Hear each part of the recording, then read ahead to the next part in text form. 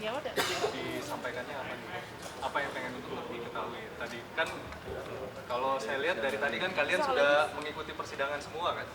Dari pagi sampai sore kita semua sudah menjalani persidangan. Jadi apa yang kira-kira ingin kalian tanyakan? Atau mungkin dari Bang Junet mau? Jadi kalau dari persidangan hari ini ya tadi dari kami tim penasihat hukum pertama kami banyak bertanya berkaitan dengan karakter daripada terdakwa dan itu kita tanyakan langsung kepada pihak keluarga.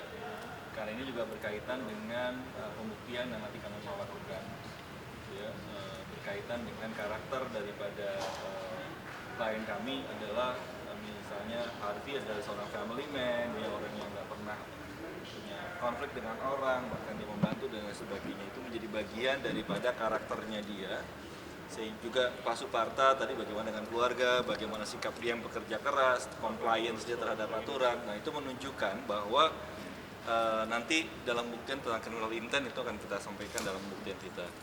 Di sisi yang lain juga kita bisa lihat ini tentang beberapa transaksi yang tadi disampaikan ya, oleh JPU itu yang kami menilai bahwa kok transaksinya di luar tempus gitu. Ya kan kalau kalian dengerin dakwaan tuh tempusnya 2015-2022 itu keseluruhan. Tapi terkait dengan RBT yang hari ini adalah 2018-2020. Jadi kalau ada transaksi 2023 itu nggak masuk dalam tempus. Seharusnya itu bukan hal yang dikonfirmasi, hal yang diafirmasi berkaitan dengan bukti. Ini soal teknik pembuktian. Di sisi yang lain tadi di bagian akhir itu yang kemudian saya sangat keberatan sekali tentang permintaan daripada tim jaksa penuntut umum untuk melakukan lelang ya terhadap barang-barang yang sudah disita. Dia mau lelang satu barang yang statusnya aja belum jelas. Hari ini kita lihat bagaimana status yang disita terhadap tas 88 tas ternyata semua adalah endorsement. Lalu apartemen yang itu adalah juga bagian daripada endorsement.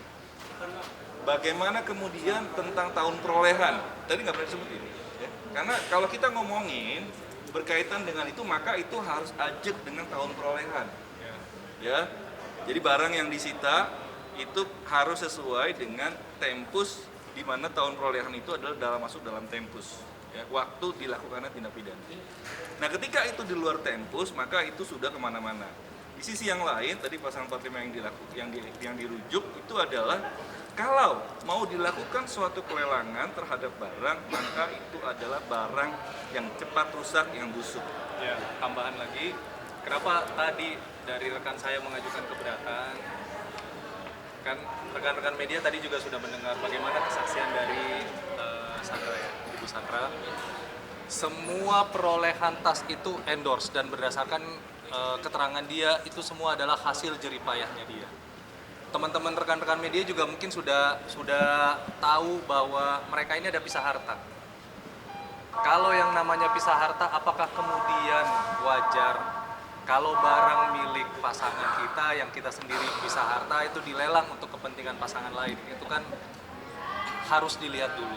Jadi tidak semudah itu kemudian kita melakukan pelelangan. Ya, dan barang yang cepat rusak itu namanya tuh misalkan buah-buahan, bahan pangan, atau barang kan, cepat habis. tadi kan disebutin apa? Mobil, tanah. Saya baru dengar kalau tanah bisa busuk, mobil bisa busuk. Itu kan belum waktunya. Belum waktunya. Kenapa sih buru-buru?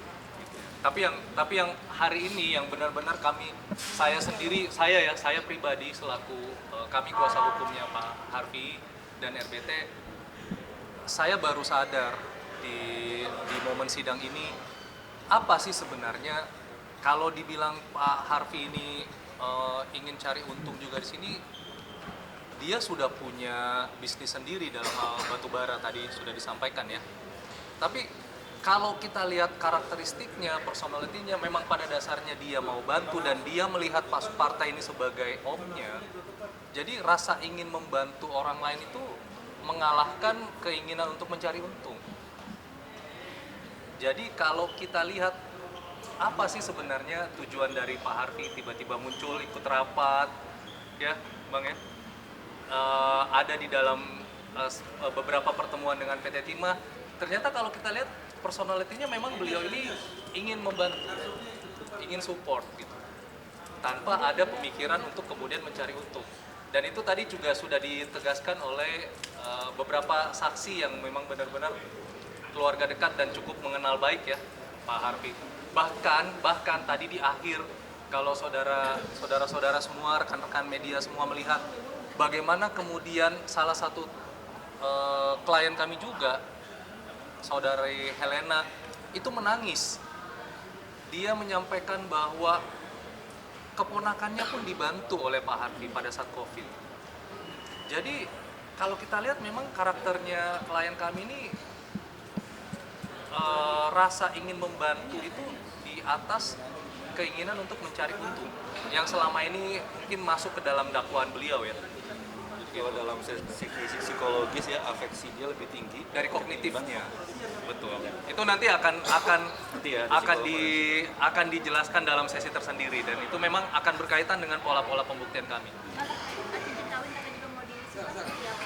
Ya kan tadi saudara-saudara semua kan dengar kan, rekan-rekan semua dengar cincin tunangan, cincin kawin juga mau disita, tapi kan ya alhamdulillah tidak disita ya.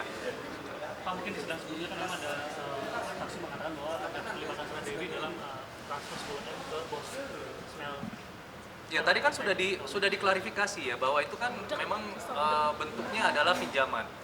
Jadi Pak Ibu Sandra menyampaikan bahwa ada dana deposito, karena Bu Sandra ini suka mendepositokan pemasukannya. Jadi dana deposito ini kemudian dimintakan atau ditanyakan kepada saudari Sandra oleh suaminya, apakah ini bisa dipergunakan untuk membantu, balik lagi bahasanya, membantu temannya yang sedang membutuhkan dana, dalam hal ini adalah Pak Suparta. Nah, karena pada dasarnya istri ini ingin juga suaminya senang, karena istri ini senang kalau suaminya senang, jadi ya kenapa tidak gitu.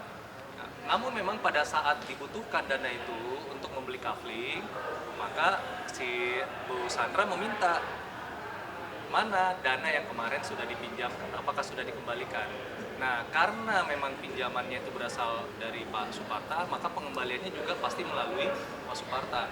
Inilah yang kemudian secara data rekening terlihat seolah-olah ada dana yang masuk ke Sandra Dewi melalui pihak yang dalam tanda kutip punya hubungan dengan PT RBT ini. Padahal sebenarnya tujuannya adalah pembayaran utang. Seperti itu. Sudah ya?